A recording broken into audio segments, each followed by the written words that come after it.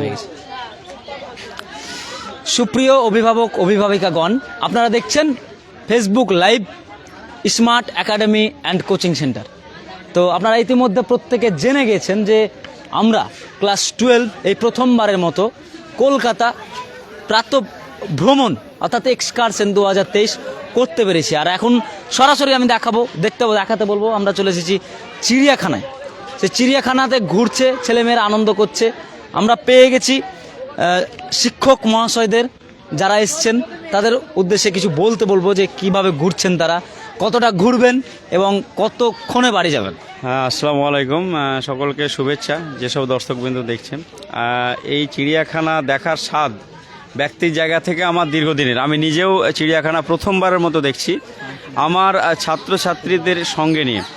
তো এটা অবশ্যই একটা বিশেষ অনুভূতি, যে অনুভূতিটা সবটা ব্যক্ত করা সম্ভব নয়। সব থেকে মজার ব্যাপার হচ্ছে যে চিড়িয়াখানা এমন একটা জায়গা যেখানে একেবারে শিশু থেকে শুরু করে একেবারে বৃদ্ধ বয়স পর্যন্ত এর আগ্রহটা থাকে। কারণ প্রকৃতির অনাবিল যে একটা আনন্দ, সৃষ্টির একটা আনন্দ, এখানে একদিকে যেমন সৌন্দর্যমণ্ডিত পাখি আছে, অন্যদিকে বনের পশু সিংহ আছে, বনের রাজা সিংহ, বনের রাজা আবার বলি আমরা বাঘকে, রয়্যাল বেঙ্গল টাইগার আছে, অন্যদিকে কুমির আছে, বন মানুষ আছে, আরও অনেক অনেক জিনিস, যে জিনিসগুলো আমরা জীবনে কোনোদিন দেখিনি, সেই সব জিনিসগুলো এবং দেখা জিনিস এখানে নতুন করে দেখতে পেয়ে সেটাও কিন্তু আলাদা একটা আনন্দের মানে উৎসাহ হচ্ছে।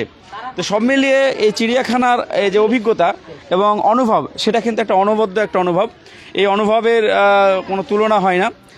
তো যারা চিড়িয়াখানা দেখতে আসবে তাদেরকে বলবো যে হ্যাঁ, এখানে এলে নতুন একটা অনুভূতি আসবে, আর সুন্দর অনুভূতিটাই পরবর্তীতে আমাদের জীবনের অভিজ্ঞতার পাতাটাকে আরও সমৃদ্ধ করবে, এটুকুই বলছি। ক্লাস 12-এর ছেলেমেয়েরা এসেছে, তো অভিভাবক অভিভাবিকারা কিন্তু অনেকে ফোন করছে বা রাত্রে বের হয়েছেন, তার জন্য সকালে পৌঁছেছে। তো সেই ব্যাপারটা অভিভাবক অভিভাবকদের কতটা সুনিশ্চিত করবেন, কিভাবে বাড়ি ফিরবেন পরিকল্পনা? বিষয় হচ্ছে যে বাড়ির ভিতরে অভিভাবক হচ্ছেন বাবা মা, আর বিদ্যালয়ে বা বিদ্যালয় সংশ্লিষ্ট কার্যাবলীতে অভিভাবক হিসাবে শিক্ষক শিক্ষিকারাই থাকেন। তো এই জায়গায় দায়িত্ব নিয়ে অভিভাবকের মোটামুটি একটা দায়িত্ব নিয়েই ছাত্রছাত্রীদেরকে এই সুদূর কলকাতায় নিয়ে আসা, এটা কিন্তু বলতে হয় প্রতিষ্ঠানের বিশেষ একটা কৃতিত্ব। এবং এই বয়সে ছাত্রছাত্রীদের যে সুযোগটা থাকে, হয়তো পরবর্তী সাংসারিক জীবনে বা তার পরবর্তী লাইফে বিভিন্ন জটিলতার কারণে সেই সুযোগটা পায় না। এটা হচ্ছে শিক্ষার একটা সময়। ভ্রমণ হচ্ছে শিক্ষার একটা প্র্যাকটিক্যাল দিক, যেটা অন্য কোনো শিক্ষার সঙ্গে তুলনীয় নয়। আমরা বই পুস্তক পড়ি, আমরা অনেক কিছু পড়াশোনা করি, সেই মাধ্যমে আমরা অনেক কিছু শিক্ষা লাভ করি, কিন্তু আমরা সচক্ষে কোনো জিনিস দেখলাম এবং তার যে একটা অনুভব, এই অনুভবটা কিন্তু অন্য কোনো বিষয়ের সঙ্গে তুলনীয় হবে না, অন্য কোনো শিক্ষা মাধ্যমের সঙ্গে। তাই এরকম এক্সকারশনগুলো বিভিন্ন প্রতিষ্ঠান করে থাকে। আমাদের এখানে স্মার্ট কোচিং সেন্টার করেছে, এছাড়া অন্যান্য যে কোচিং সেন্টারগুলো আছে তারা করছে। আমি মনে করি যে অভিভাবক অভিভাবিকারা তাদের সন্তানদেরকে এইসব এক্সকারশনে পাঠালে খারাপ না, তবে সেফটির সঙ্গে যাতে নিয়ে যাওয়া হয় সে ব্যাপারে শিক্ষকদের এবং শিক্ষিকাদেরকেও অতি তৎপর থাকাটা উচিত।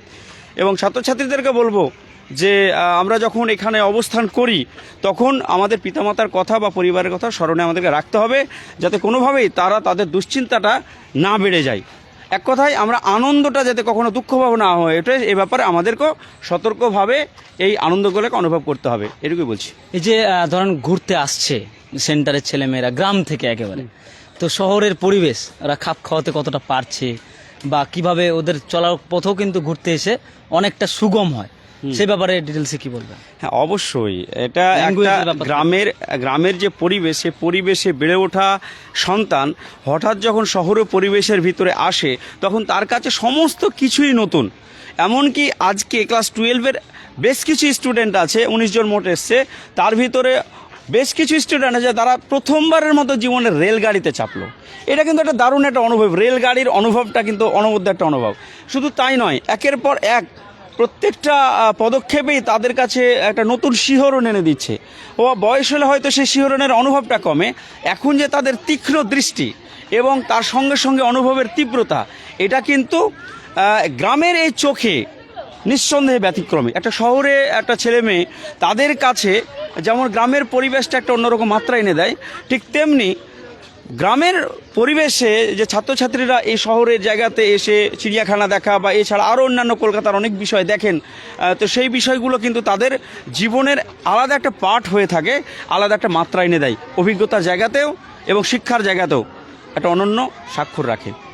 আপনারা এতক্ষণ শুনছিলেন খুবই পরিচিত, এখন বলা যেতে পারে পশ্চিমবঙ্গে খুবই পরিচিত একজন শহীদুল্লাহ স্যার।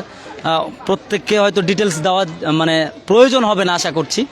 তো আমি আরও একজন শিক্ষককে বলা যেতে পারে বা স্মার্ট কোচিং সেন্টারের পক্ষ থেকে যে এক্সকারশন হয়েছে তারই এক অনন্য, তার উদ্দেশ্য না হলে হতো না। আমি কর্ণধার রফিকুল ইসলামকে এই কালকের যে ভ্রমণটা কখন বেরিয়েছেন বা কিভাবে আপনারা এলেন, কিভাবে যাবেন সেই ব্যাপারটা যদি একটু বলতেন। আমরা গতকাল সন্ধ্যাবেলায় বেরিয়েছি বাড়ি থেকে, রাত 10টার ট্রেন ধরেছি। সারা রাত ছেলে মেয়েদের একদম যত্ন সহকারে নিয়ে এসে আমরা বর্তমানে যে কলকাতা এলে যে একটা জায়গা আসতে হয় চিড়িয়াখানা, সেই চিড়িয়াখানাতে অবস্থান করছি। এবং চিড়িয়াখানার যে প্রাকৃতিক সৌন্দর্য হয়তো অন্যান্য জায়গায় খুব কম মিলবে। এই যে বিভিন্ন প্রাণী থেকে শুরু করে যে তার প্রাকৃতিক পরিবেশ, সেই পরিবেশ খুবই বিরল। কতটা চিড়িয়াখানার তো অনেকটা লেংথ, কতটা ঘোরা হলো আর কতটা ঘুরতে বাকি আছে মোটামুটি? আমরা প্রায় 2/3 ঘুরে নিয়েছি, আর 1/3 বাকি আছে। এই 1/3 মধ্যে দেখি কতক্ষণ সময় লাগে। আমরা ঘুরবো, বিভিন্ন রকম প্রাণী দেখেছি, বিভিন্ন রকম পাখি থেকে শুরু করে বাঘ, সিংহ, হাতি, জিরাফ, এছাড়া অন্য অনেক সকল। চিড়িয়াখানার বাইরেও আরও কি কি ঘুরবে ছেলেমেয়েরা? চিড়িয়াখানার বাইরে আমরা প্রধানত তারামণ্ডলটাকে আবারও দেখাবো। তারামণ্ডল একটা যে আমাদের সৌরজগতের একটা গুরুত্বপূর্ণ অংশ, সেটা তাদেরকে একদম রিয়ালিটি মানে একদম সুন্দরভাবে দেখাবো। সেটা শো হবে মোটামুটি 4টার সময়। তার আগে আমরা জাদুঘর, এই প্লেসগুলো দেখাবো। আচ্ছা, আপনারা এতক্ষণ দেখছিলেন smart academy and coaching centre Facebook page লাইভে। আমি ছিলাম ইজাদ স্যার এবং ইম্পর্টেন্ট একজন ব্যক্তি শহীদুল্লাহ স্যার কিছুক্ষণ আগে বললেন এবং কর্ণধার রফিকুল ইসলামও বললেন। আমরা ছেলে মেয়েদেরকে নিয়ে সুস্থভাবে সফলভাবে আমরা চিড়িয়াখানায় এসে পৌঁছেছি এবং আমাদের ওয়াদাবদ্ধ করছি যে আবারও আপনারা দোয়া এবং আশীর্বাদ করবেন যাতে আমরা ভালোভাবে ভালো জায়গায় সঠিক সময়ে সঠিক স্থানে পৌঁছে যাই।